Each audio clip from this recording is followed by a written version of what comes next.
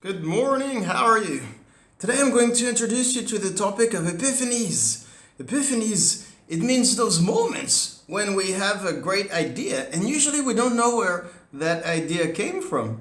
But if we look inside ourselves, we can identify things that pushed us to such a conclusion. Usually, it comes from our desires. What drives us in life? What are the psychological dynamics that make us do what we do in life? So, for example, Newton had the desire to understand celestial objects in movement. So, our desire, they launch the neural networks of our brain to act. So, the brain, we could say that the brain is like a cognitive cloud. And if we look inside Newton's cloud, we can see many things. For example, he knew the laws of planetary motion of Johann Kepler. He knew about the heliocentric model of Copernicus. He knew that Galileo had discovered moons around Jupiter. He knew about Edmund Halley's comet. So all of this are things that Newton knew. And it makes up, his memories, his knowledge, his experience.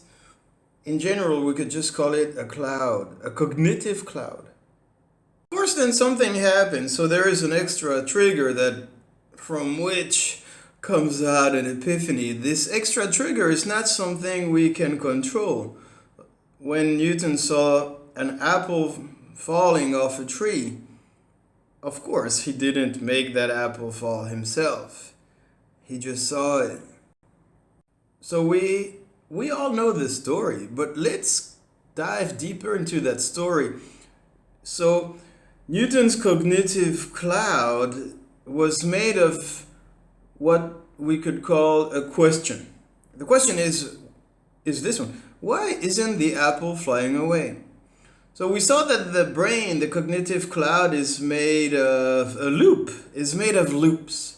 We tend to always think about the same things, but the question that we ask ourselves may not be formulated exactly the same way, and sometimes it's not even verbal.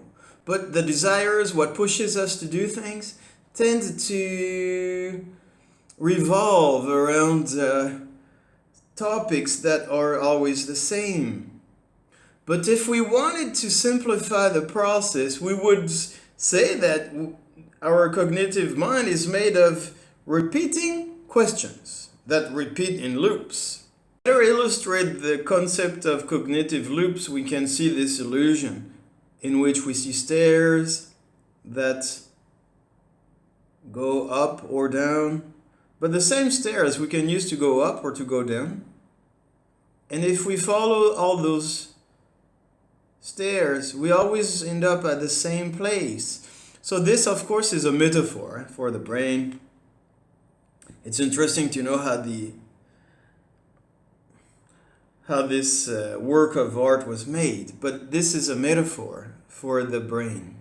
So this metaphor is actually a metaphor for the question that Newton had, which was that why isn't the moon flying away? So let's repeat this question. Why isn't the moon flying away? Why isn't the moon flying away? Why isn't the moon flying away? Why isn't the moon flying away? Why isn't the apple flying away? At some point he didn't realize, but he exchanged the word moon with the word apple, because he saw an apple falling, and then he thought, why isn't the apple flying away? And of course, this is what happened for his epiphany. So now we have another example is Christopher Columbus. He knew many things, Christopher Columbus. He knew that the earth was round, that the Indies, represented wealth, and that the Indies were located east from Europe. But because the earth was round, we could go around it going west. So what we see here is Toscanelli's 1474 map, in which we see Europe on the right side, and we see Sipengu, which was the name Japan had at that time. We can see Cathay. Obviously, if you know Cathay Pacific, it's the airline that belongs to Hong Kong. So this is Asia that we see. But in the background, we see the actual map of the world we know how it is today. We see America. But of course,